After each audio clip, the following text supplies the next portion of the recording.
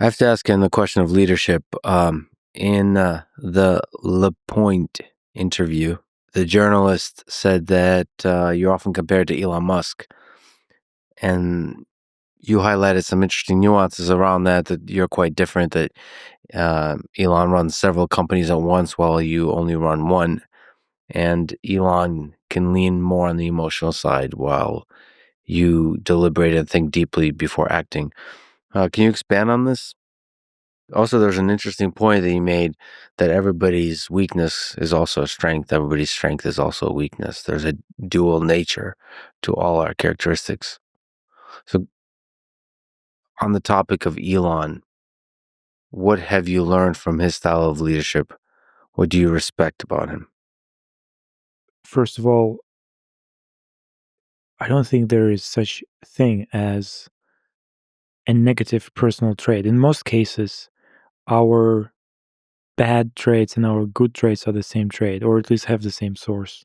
Of course, there are some extreme examples, but I'd say 99% of people, if you analyze their character, their bravery can be seen in recklessness in other situations. Like, depending on circumstances, you would see exactly the same personality trait, and it will be either a good thing or a bad thing. Because humanity is perfect as a whole, and each of us is different for a reason. We have evolved to be different, to complement each other's abilities, so that together we're invincible. And even if you take a person as complicated as Elon, I believe that certain traits that Elon demonstrates that people criticize about him are also the sources of his strength. For example, his emotionality is derived from the fact that he cares about issues deeply. And he's willing to start as many wars and as many fights as it takes to change the world in the direction that he thinks is right. He also seems to be able to extract motivation from all these wars and personal conflicts, which is, again, not something to be underestimated. At a certain point in the life of a successful entrepreneur, the question of motivation starts to be the primary question. If we are talking about the richest person in the world and the most famous entrepreneur in the world, you have to wonder, how does he motivate himself?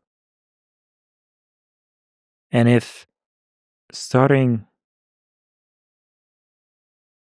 a war on X, debating certain issues, or becoming personal with other CEOs, criticizing them, if these activities help Elon to innovate and start new projects, he should be doing more of it. There's nothing wrong in being non-agreeable.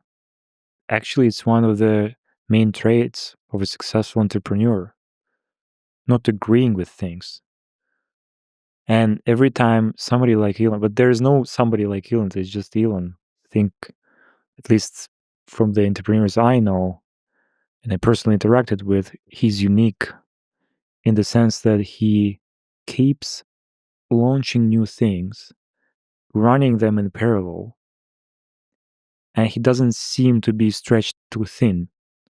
Well, some people think he is, but he manages to still demonstrate success in all or most of his endeavors.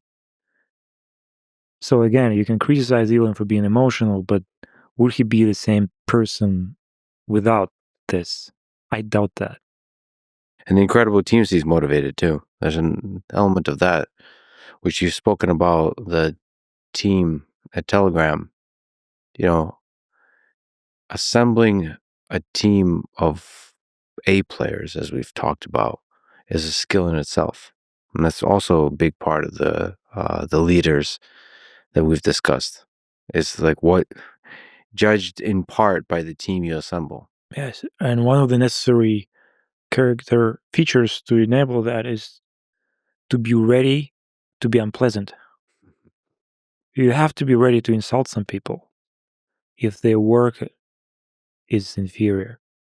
You have to be ready to fire them without remorse.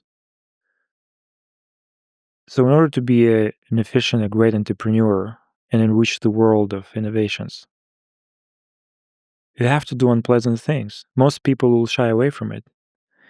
And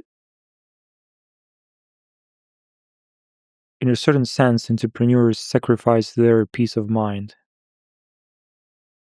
in order to contribute to the world around them. And Elon is a great example of that.